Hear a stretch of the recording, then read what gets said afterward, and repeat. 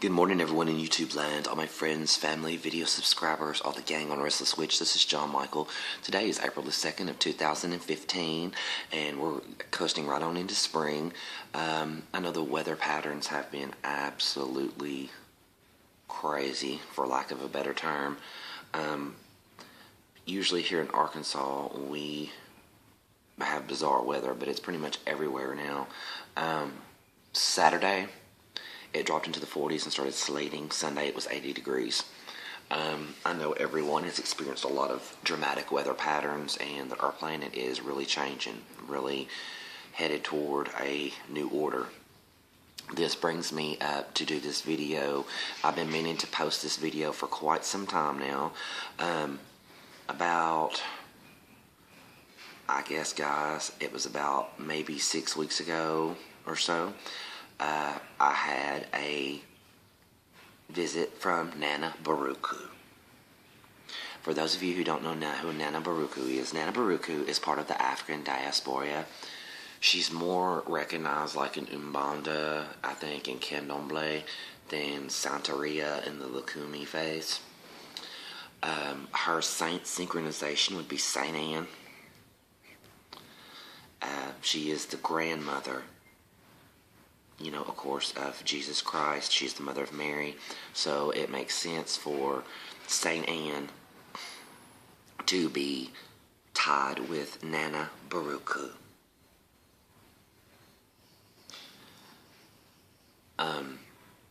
Nana was telling me, basically, she come to me and she was dark but light at the same time.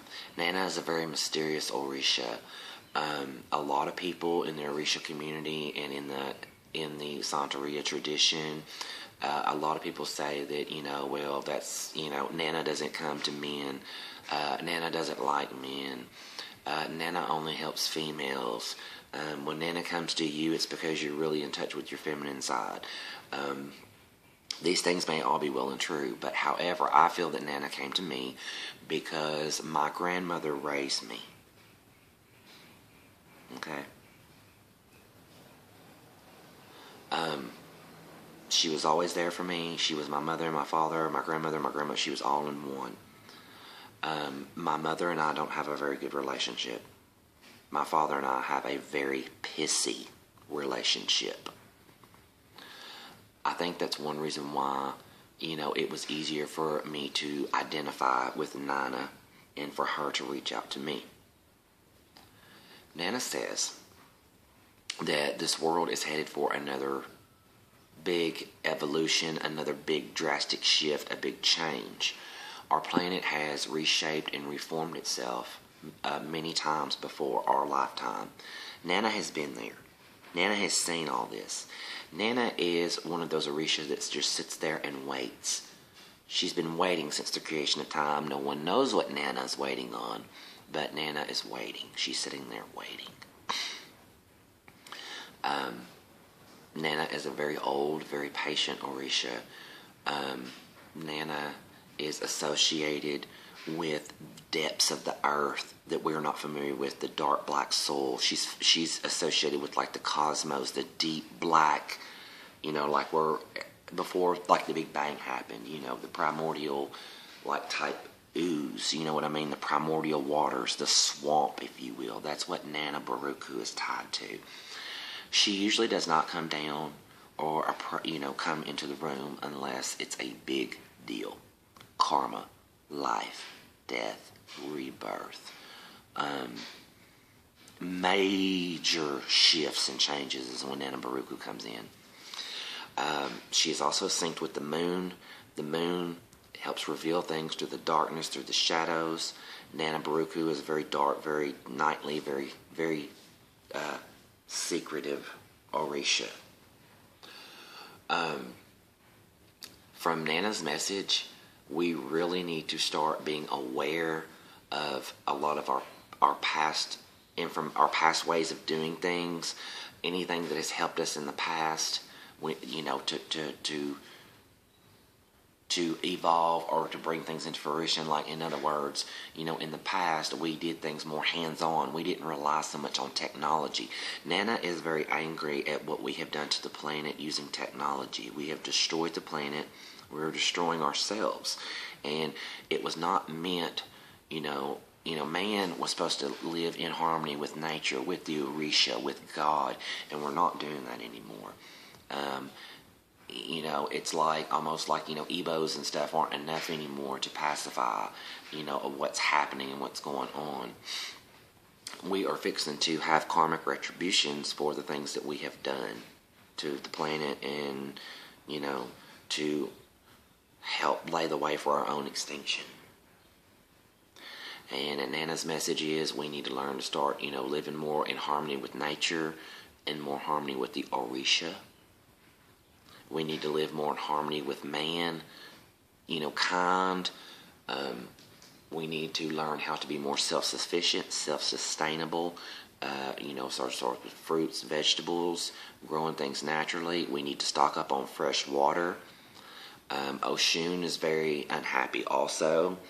If we do not stop polluting our rivers and our waters, if we don't, do something about what's happening with the bees are the messengers of Oshun. They're the ones that give us the honey that makes life worth living. That's the product of Oshun. Oshun will leave us. The rivers will dry up. The bees will die. The honey will be gone. And if you guys look right now, look at the droughts that are out in California. Colorado is now under a, strict water control issue. So it's already happening. Yamaya is also present in this. We have the three Orisha, the three goddesses that are coming through, the maiden, the mother, and the crone. And as soon as Nana come through, here come Yamaya. And Yamaya was talking about, the turbulence and the waves and the oceans and stuff and cleansing and all. And we really need to get on board, guys, because as much as I don't want to, think about things like this, and, the message is clear. We have to do a lot of retribution, a lot of, reap what you sow. Nana is here on the table. So we need to heed Nana's warning. We need to listen to the advice of the mother, Yamaya, and of the maiden, Oshun. We need to listen to their messages. Whether you follow the Orisha traditions or not, this all makes sense.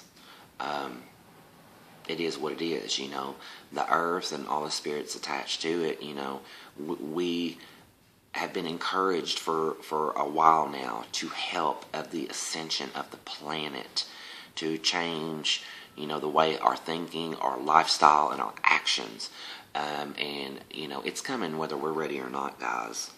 So that's something we need to be very aware of, very conscious of, and, try to incorporate these little minor changes into our daily lives. So when and if something does happen, we're not at such a, we don't take such a heavy blow.